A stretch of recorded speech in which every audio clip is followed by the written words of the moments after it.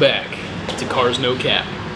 So today we're going to talk about the Jeep 392, Wrangler Rubicon 392 if you want to say it all, and then the Ford Bronco Raptor.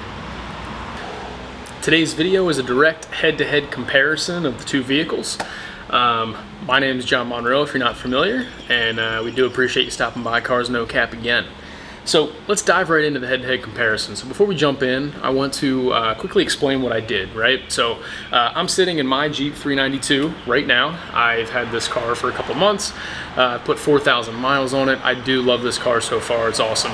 But when I heard Ford put out the Bronco Raptor and I saw a TFL truck driving the Bronco Raptor, I was like, dang, should I have bought the Bronco Raptor? So I decided to do a deep dive and figure out the specs between the two. To see if I should trade my 392 in to get a Bronco Raptor, because it sounded pretty cool. 37s from the factory. I mean, bigger's better, right? So, you know, I thought about it, and what I did was I put together an Excel spreadsheet basically ranking the two side by side from a spec standpoint, because I knew I was never going to be able to get my hands on one anytime soon to test drive it and check it out, right? So what I did was I ranked every single stat and hard measurement of each individual vehicle, and I assigned a weighting to each of these categories, and then I tallied the weighting, and I came out with a score, and we'll call that the Cars No Cap head-to-head score. So without further ado, let's jump into it. So starting off, let's talk about price. So I got my Jeep 392 here for $81,900 or something like that out the door. I thought that price was okay. It was MSRP. I've gotten cars below MSRP in the past, but with these vehicles right now, it's really common to see them go, 10, 20 grand over MSRP. So with that, I was pretty happy when my dealer, shout out to Jeff D'Ambrosio Dodge up in Philadelphia, Pennsylvania, they got me this vehicle at MSRP. It was a canceled order. That's how I got it. But the Ford Bronco Raptor is also supposed to come in right around the same. So they're both right around $80,000. So on that first category, I threw it as a toss-up. I think it's a tie when it comes down to price. All right, so now let's get into the engine. So, price is pretty much the same. When it comes down to the engines between the two, I think this is a 100% no-brainer, right? You got a 392, naturally aspirated V8 Hemi. This is a great motor, the 6.4. It's been in a lot of, Rams heavy-duty trucks for quite a while, if you're not opting for the diesel, and it's very well powered, right? So in this one, it's also the motor that you'll see on the Scat Pack. So it's a 392, and it produces 470 horsepower, 470 pound-feet of torque. Now, let's compare that to the Ford. The Ford Bronco, I was very excited to see what the Raptor would come out with. I was thinking it was gonna, basically because it's trying to copy the Jeep in every other way, I figured, maybe they would kind of try to, make a motor that beats the Jeep too. I don't know if they tried or if they just didn't care or if it's an emissions thing or what, but they went with a 3-liter. They're typical in true Ford fashion. They're 6 cylinders. They just love their 6 cylinders at Ford Engineering. True Ford fashion, 3-liter. Twin turbo 6-cylinder, and don't get me wrong, not a bad engine, but when you start it up, it sounds like a weed whacker. Not cool.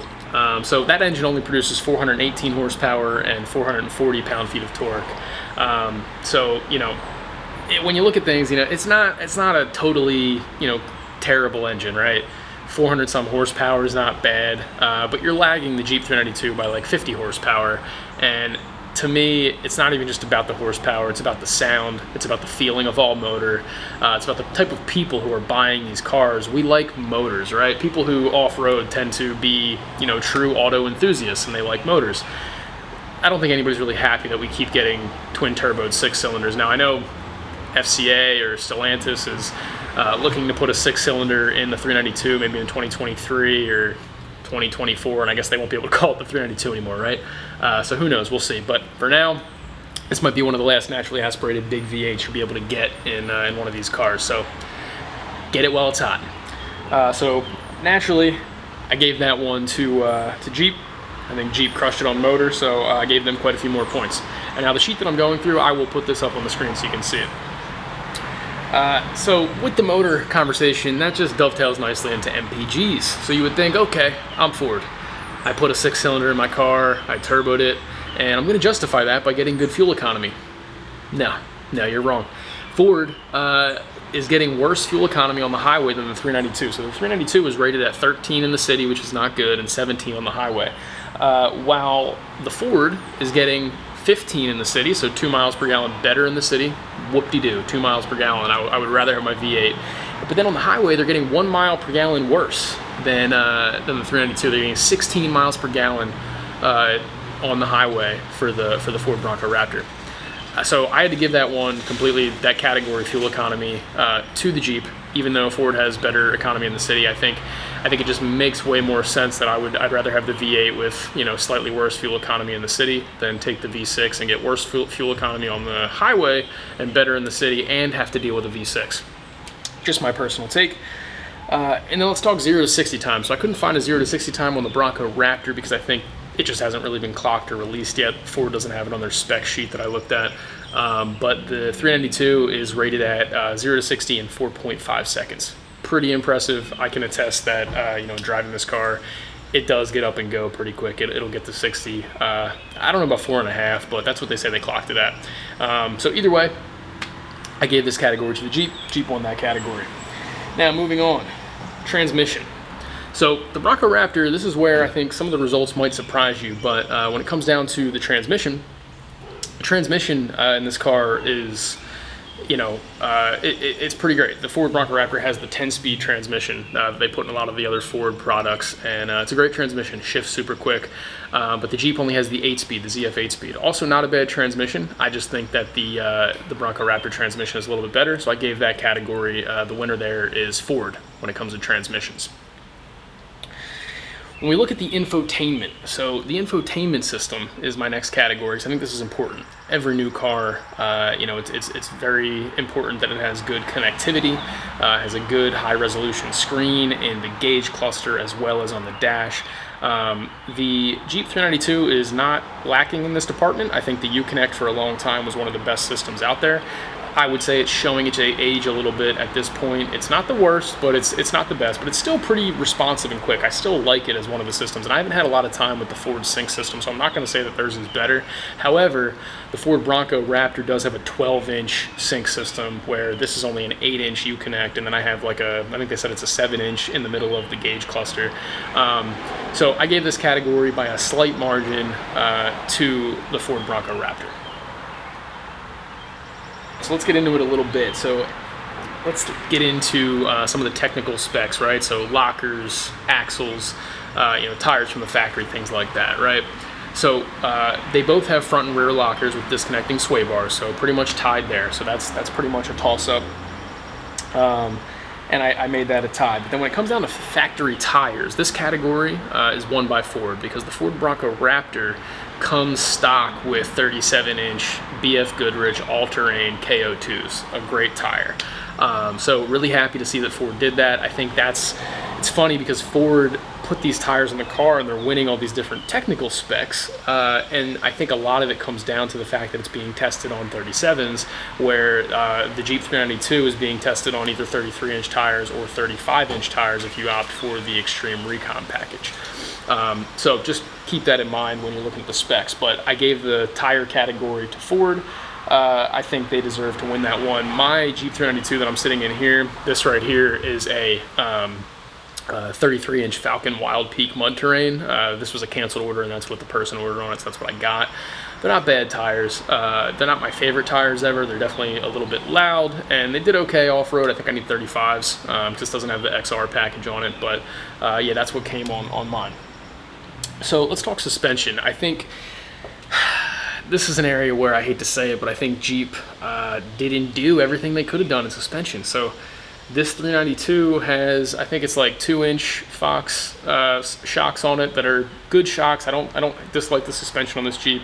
It's good. It's still a Jeep. I think they did a good job dampening it down and making it, you know, more compliant for on-road driving. With that said, though, the Ford Bronco comes with 3.1-inch Fox shocks. It has its own special shock category for the Raptor Edition. It's like it's Haas suspension, which stands for, I don't remember. Who really cares? It's a cool suspension, though. the Ford Raptor has always had a really great suspension for high-speed desert running. It's pretty solid. It has internal bypass dampers, which is something that I don't believe the 392 has. So I gave this category to the Ford with a decent margin. I think they did a better job on suspension here. And then looking at the axles, right? So the Jeep has a solid front and rear axle. The Ford Bronco Raptor does not. So in the category of axles, I gave the win to Jeep. Now, I only gave it to Jeep at a very slight margin because the Ford Bronco Raptor has a pretty amazing suspension. They have a Dana 44 independent suspension up front, and they have a Dana 50, I think it is, in the rear. Yeah, Dana 50 solid rear axle of the Bronco. So you only have one solid axle on the Bronco, but the independent suspension up front is still supposed to be pretty good, and I've seen it do some pretty impressive things on the trail. The 392, on the other hand, has Dana 44 in the rear. Mine is a 373 gear ratio. If you get the XR package, I think it's like a 450 or something like that. It's a 456, that's right. But I will say that I think having a solid front axle and a solid rear axle, both on the trail with a sway bar disconnect, is something that adds stability when you're rock crawling or getting over some pretty nasty obstacles, or if you're trying to get articulation. I've seen these Bronco Raptors. There was a video on YouTube that I watched where a guy took his Jeep down it with probably 35 or 37 inch tires, disconnected the sway bar, went down this rock feature, didn't really have too much contact with the rock as he went down, and made it because of the articulation the Jeep was able to kind of pull through. The Ford Bronco Raptor, on the other hand, went down this same slope, and the back end kind of jumped around. And I'll link this video down below if I can find it, but the back end kind of jumps around. And I think that's because the front suspension was not articulating as much, and it sucked the back end of the Jeep around, and he smacked the back on a rock. And they didn't make a big deal out of it in the video, but if that was my car and I was off-roading, I mean, if it's your daily driver, you're gonna be like, damn, I just, nailed my tailgate on a rock. I think the Bronco, they said, was okay, but I don't know. It didn't look good. It didn't sound good. When you're off-roading, you never want to hear your car like smack loudly on a rock.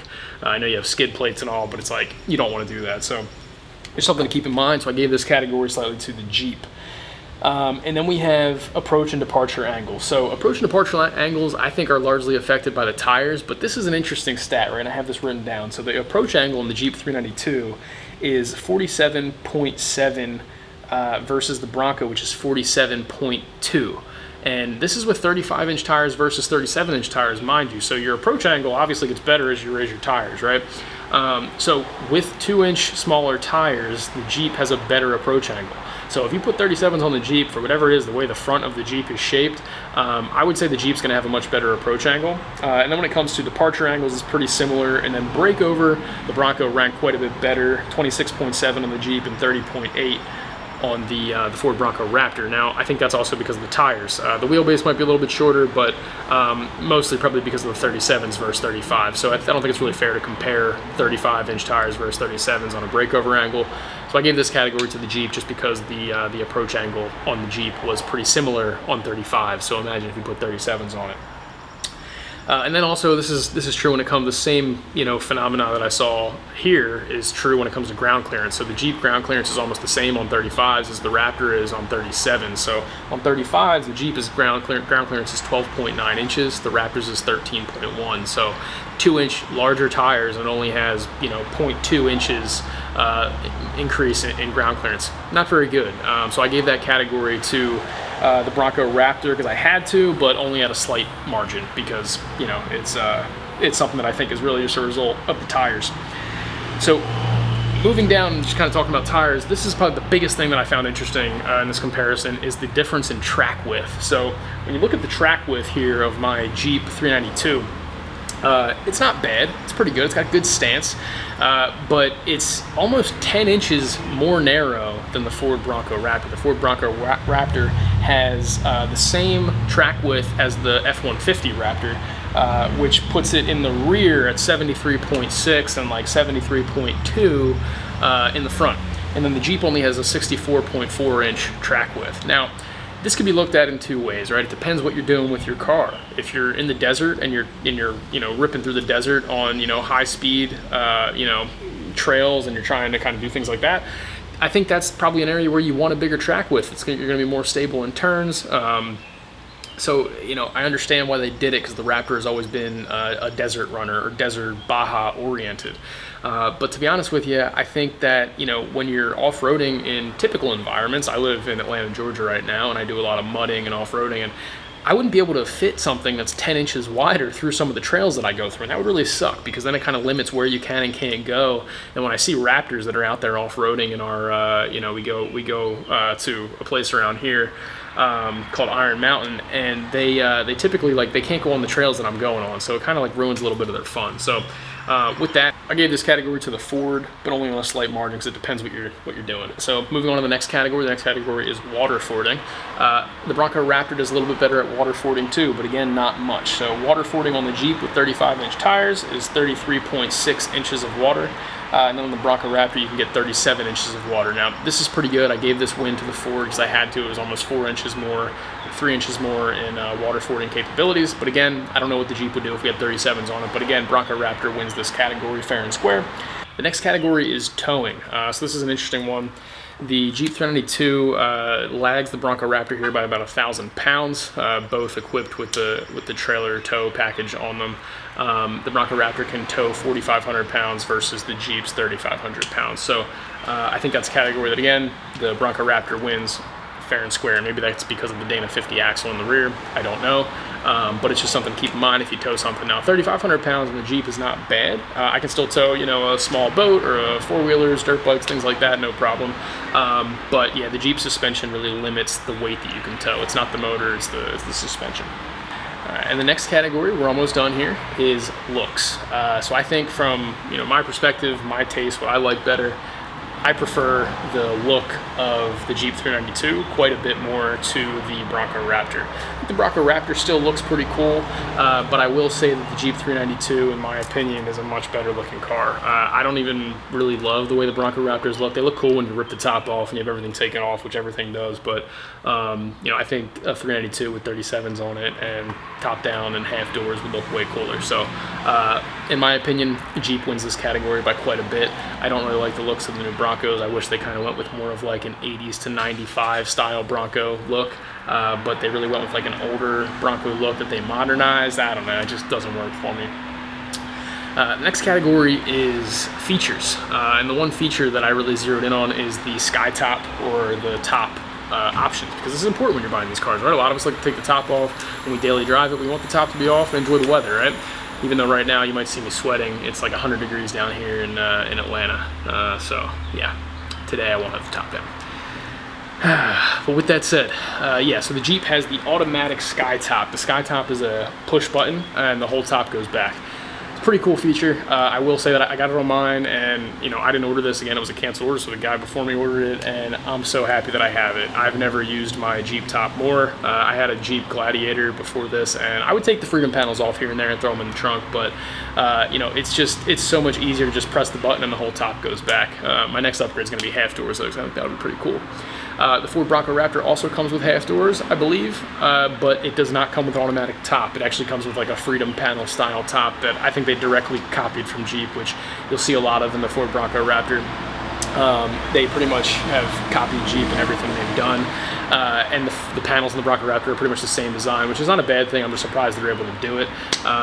But yeah, so I will say Jeep won this category. The other thing that I wanted to cover was the exhaust, the performance exhaust button. So there's an active dual exhaust on both of these vehicles, and I gave this category fair and square to the Jeep just because they have the same feature, but the Jeep exhaust sounds 100,000 million times better than the Bronco Raptor.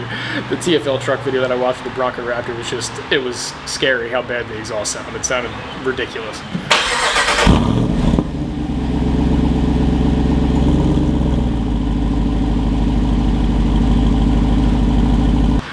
So I will say Jeep definitely wins this category when it comes to exhaust and the button and all that. And then the last final category is warranty. It's a dead tie here, same warranty, you know, that you always see, 3 years, 36,000 miles on, you know, bumper to bumper style things, and then 5 years, 60,000 miles on powertrain.